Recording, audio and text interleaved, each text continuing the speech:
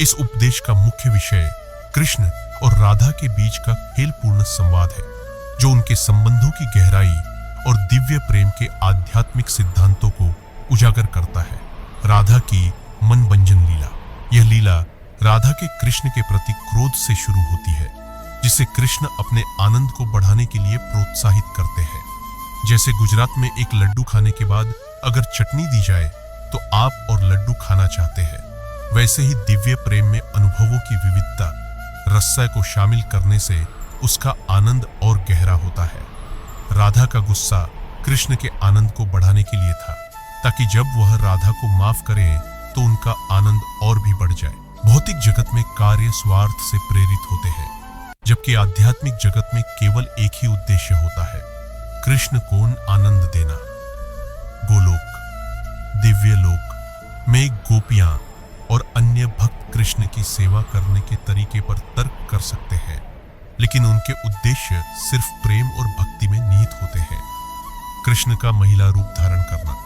कृष्ण अपनी अनंत बुद्धि और खेलपूर्ण स्वभाव से राधा का ध्यान आकर्षित करने और उनका क्रोध शांत करने के लिए एक महिला के रूप में आ जाते हैं। यह उनके दिव्य योजना का हिस्सा है। जब राधा कुसुम सरोवर, फूलों का बाग में कृष्ण को महिला रूप में बैठा हुआ देखती है तो वह तुरंत आकर्षित हो जाती है, लेकिन उन्हें यह नहीं समझ में आता कि यह कृष्ण का रूप है, कृष्ण का छिपा रूप। राधा और कृष्ण की बातचीत में दिव्य प्रेम के रहस्य की बात की जाती है।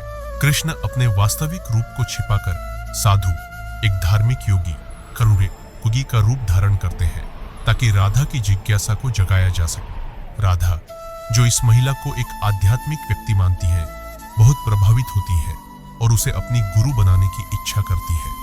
गुरु शिष्य संबंध। राधा की गहरी भक्ति को उजागर करते हुए वह इस महिला को अपनी गुरु बनाना चाहती है। कृष्ण, जो हमेशा खेल की स्थिति में रहते हैं, राधा के अनुरोध को स्वीकार करते हैं, लेकिन उन्हें एक साधारण लेकिन गहरे निर्देश देते हैं। एक नीले रंग के लड़के से माफी मांगने जाना, जो कृष्ण के असली रूप का संकेत है। यह कृष्ण के दिव्य संबंध को फिर से स्थापित करने और राधा की विनम्रता और आत्म साक्षात्कार को सुनिश्चित करने का एक सूक्ष्म तरीका है। आध्यात्मिक प्रतीकवाद। राधा और कृष्ण के बीच इस कहानी का संवाद आध्यात्मिक लालसा, भक्ति और दिव्य लीला की जटिल गतियों का प्रतीक। राधा का क्रोध, कृष्ण के छिपे रूप में आकर्षण और उसके बाद की भक्ति, ये सभी प्रेम के ऐसे रूप हैं जो सामान्य मानव अनुभव से परे हैं और ब्रह्मांड के गहरे दिव्य सत्य को प्रतिबिंबित करते हैं।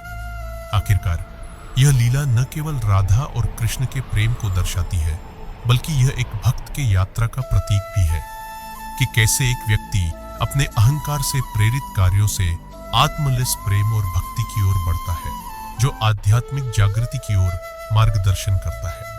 कृष्ण की इस दिव्य लीला से यह शिक्षा मिलती है कि कभी-कभी सर्वोत्तम आनंद पाने के लिए हमें विनम्रता, समर्पण और एक सच्चे गुरु के प्रेमपूर्ण मार्गदर्शन को अपनाना पड़ता है।